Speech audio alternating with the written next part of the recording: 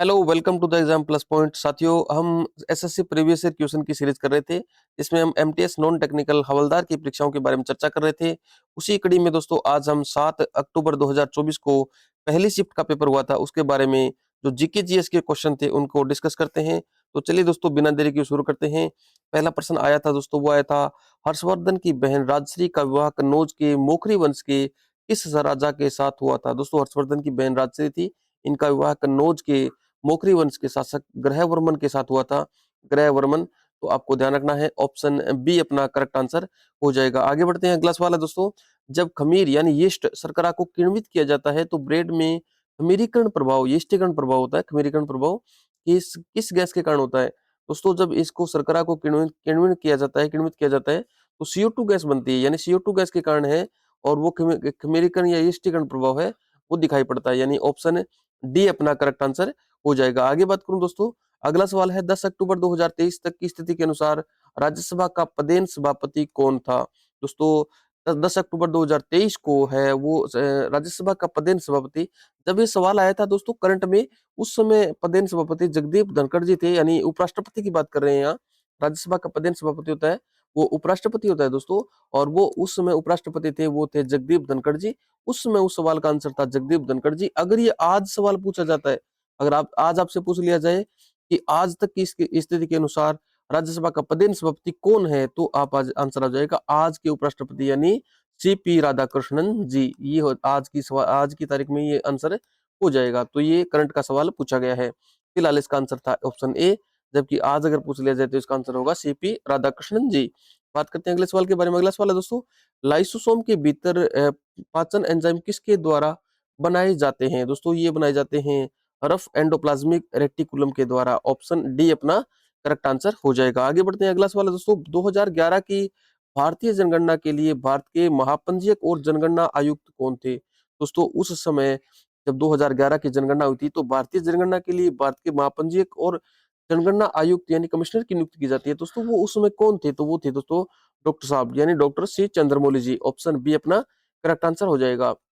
अगला सवाल है दोस्तों, जनगणना 2011 के अनुसार भारत का सेक्स रेशियो या लिंगानुपात कितना था। दोस्तों, उस समय लिंगानुपात भारत का था 943। अब की बार जो है 2000 मोदी जी के आने के बाद बेटी बचाओ बेटी पढ़ाओ अभियान हुआ है, उसके बाद मतलब क्या है कि लिंगानुपात बढ़ने के आसार हैं। बेटी बचाओ बेटी पढ़ाओ ये अभियान आने के बाद है, तो अब की बार लिंगानुपात में वृद्धि देखने को मिल सकती है। फिलहाल इसका आंसर हो जाएगा ऑप्शन बी। आगे बढ़ते हैं, अगला सवाल है, 13वीं शताब्दी का वह प्रसिद्ध वेनिस यात्री कौन था जिसने केरल की यात्रा की थी। दोस्तों, यहाँ पर 4 यात्री दिए गए हैं जो कि अलग अलग अलग समय काल के अंदर बाद के अंदर इन्होंने यात्रा की थी। तो आपको बताना है 13वीं शताब्दी का वह प्रसिद्ध वेनिस यात्री कौन था। दोस्तों, निकोलो कोंटी है। ये दोस्तों 15वीं शताब्दी के अंदर भारत आया था, 15वीं शताब्दी में भारत आया था, तो ये 13वीं शताब्दी का यात्री नहीं है। दोस्तों, ये इटली वेनिस से आया था, इटली यानी वेनिस से आया था। ये बिल्कुल सही बात है कि ये वेनिस का यात्री था, लेकिन ये 13वीं शताब्दी में भारत नहीं आया था, तो इसका ये तो आंसर नहीं होगा। दोस्तों, अब्दुल रज्जाक है, ये भी दोस्तों इटली से ही आया था, लेकिन ये भी 15वीं शताब्दी के में आए हुए थे, तो इन ये भी हमने आंसर के अंदर नहीं होंगे। मार्को पोलो है दोस्तों, मार्को पोलो से है, इसका सही आंसर हो जाएगा मार्को पोलो। मार्को पोलो है, ये 13वीं शताब्दी में भारत आते हैं। और बार्थेमा है, ये भी दोस्तों ये 16वीं शताब्दी के अंदर भारत आते हैं। तो अपना फिलहाल इस अपना आंसर हो जाएगा ऑप्शन सी, यानी मार्को पोलो है, वो अपना करेक्ट आंसर हो जाएगा। अब्दुल रज्जाक है दोस्तों, ये विजयनगर साम्राज्य के अंदर आए थे, यानी विजयनगर के अंदर आए थे, और इन्होंने काफी विजयनगर की तारीफ भी की थी अब्दुल रज्जाक ने। निकोलो कोंटी है दोस्तों, ये दक्षिण भारत के अंदर बंगाल में घूमे थे, और इस प्रकार साउथ जो दक्षिण भारत है उसके अंदर इन्होंने भ्रमण किया था। तो इस प्रकार से फिलहाल इसका आंसर हो जाएगा मार्को पोलो, ऑप्शन सी। आगे बढ़ते हैं, अगला सवाल है दोस्तों, इंदिरा गांधी नहर से निम्नलिखित में से किस राज्य को लाभ हुआ है। दोस्तों, इंदिरा गांधी नहर है वो हरिके बैराज, जो पंजाब के अंदर एक बांध है, पंजाब के अंदर बांध है एक हरिके बैराज, वहां से निकलती है, और लगभग 649 किलोमीटर लंबी ये नहर है। और इस नहर का नाम पहले राजस्थान नहर हुआ करता था, राजस्थान नहर।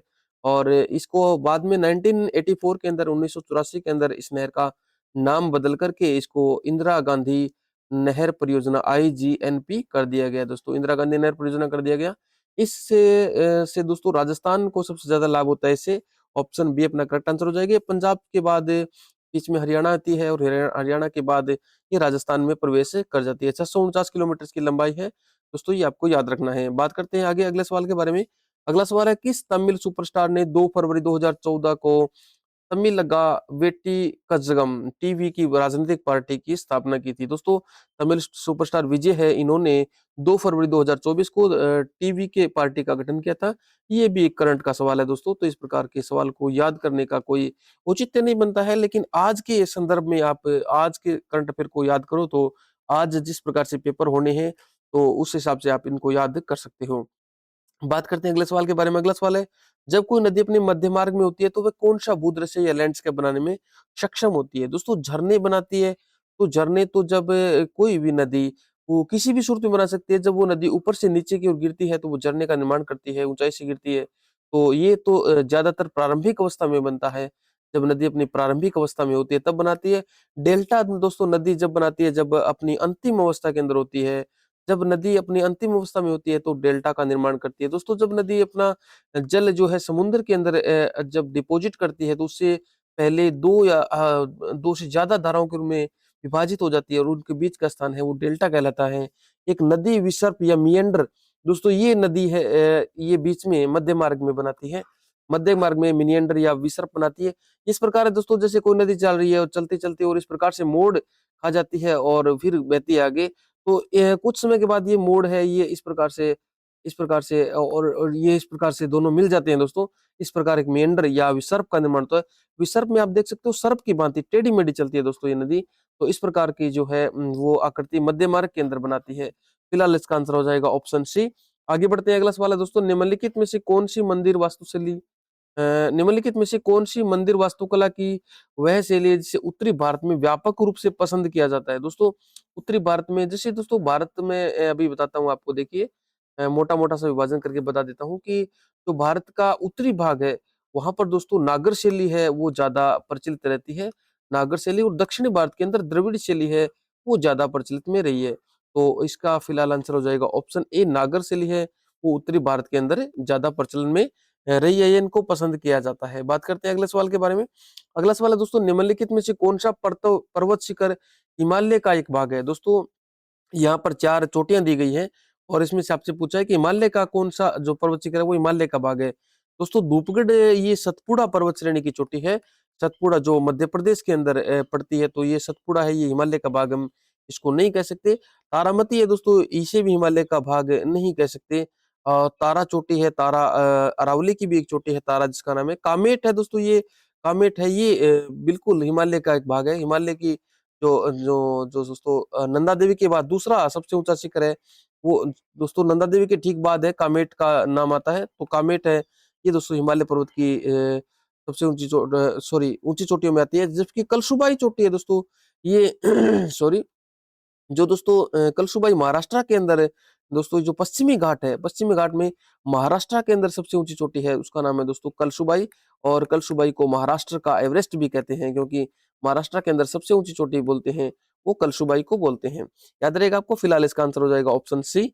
आगे बढ़ते हैं। अगला सवाल है दोस्तों, भारतीय लोक और आदिवासी नृत्य के साथ यूरोपीय तकनीकों को अपनाकर फ्यूजन कला बनाने के लिए कौन प्रसिद्ध थे? दोस्तों फ्यूजन कला बनाने के लिए उदय शंकर जी है ये प्रसिद्ध थे। ऑप्शन सी अपना करेक्ट आंसर हो जाएगा। आगे बढ़ते हैं। अगला सवाल है दोस्तों, पंडित अरविंद थट्टे निम्नलिखित में से किस घराने से संबंधित है? दोस्तों पंडित अरविंद थट्टे जी हैं ये मेवाती घराने से अपना संबंध रखते थे। ऑप्शन बी अपना फिलहाल करेक्ट आंसर हो जाएगा। आगे बढ़ते हैं। अगला सवाल है दोस्तों, निम्नलिखित में से किसने 5 मार्च 1931 को लॉर्ड इरविन के साथ एक संधि पर हस्ताक्षर किए थे?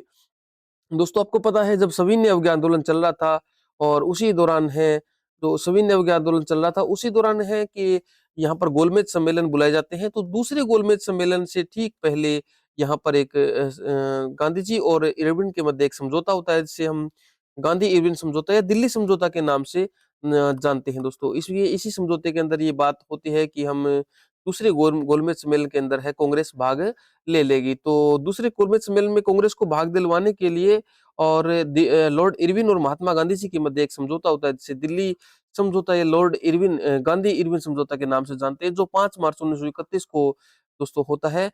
इस समझौते में महात्मा गांधी जी है वो कांग्रेस या यूं कहूं भारतीयों का नेतृत्व करते हैं, जबकि लॉर्ड इरविन है वो अंग्रेजों की तरफ से इस संधि पर हस्ताक्षर करते हैं।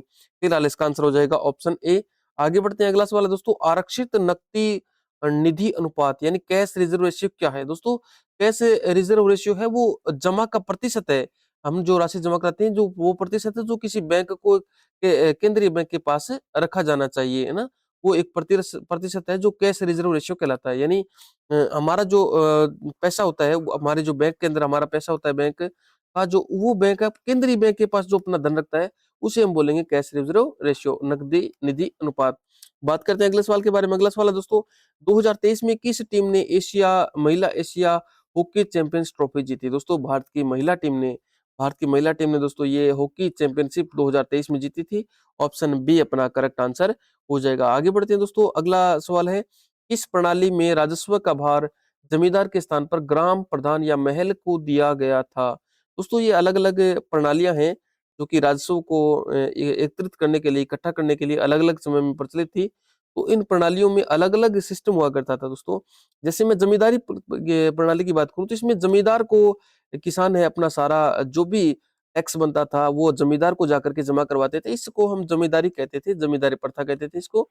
जबकि दोस्तों इक्तादारी प्रथा है, ये मुगल काल के अंदर है प्रचलन में थी, अंग्रेजों के समय नहीं थी, मुगल काल में प्रचलन में थी। इक्तादारी प्रथा है, ये मुगल काल में प्रचलन में थी और इसमें मुगलों को टैक्स दिया जाता था।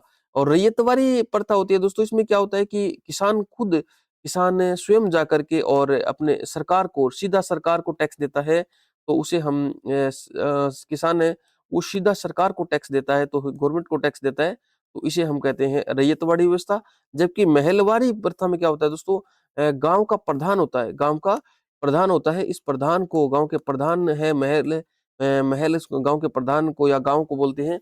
तो महलवारी प्रथा में गांव के प्रधान को किसान अपना टैक्स जमा कराते हैं और प्रधान है वो आगे सरकार को टैक्स जमा कराता है। तो महलवारी प्रथा के अंदर ये सिस्टम है जो अपने सवाल के अंदर दिया गया है कि राजस्व का भार जमींदार के स्थान पर ग्राम प्रधान या महल को दिया जाता, तो ये महलवारी प्रथा है। ऑप्शन डी अपना करेक्ट आंसर हो जाएगा। आगे बढ़ते हैं, अगला सवाल है दोस्तों, हीलियम गैस को किस बल द्वारा द्रव अवस्था में परिवर्तित किया जा सकता है? दोस्तों हीलियम गैस है, उसके जो बाहरी जो क्या कहते हैं ऊर्जा स्तर है या एनर्जी लेवल है, उसके अंदर फुलफिल होते हैं, वो पूरा 2 इलेक्ट्रॉन होते हैं इसमें, तो उसके अंदर हाइड्रोजन बॉन्ड नहीं होता और न ही उसके अंदर कोई डाइपोल जो है वो क्रिएट होता है। तो उसमें लंदन फोर्सेस है वो इसके अंदर अप्लाई होता है। ऑप्शन सी अपना करेक्ट आंसर हो जाएगा, लंदन आकर्षण बल।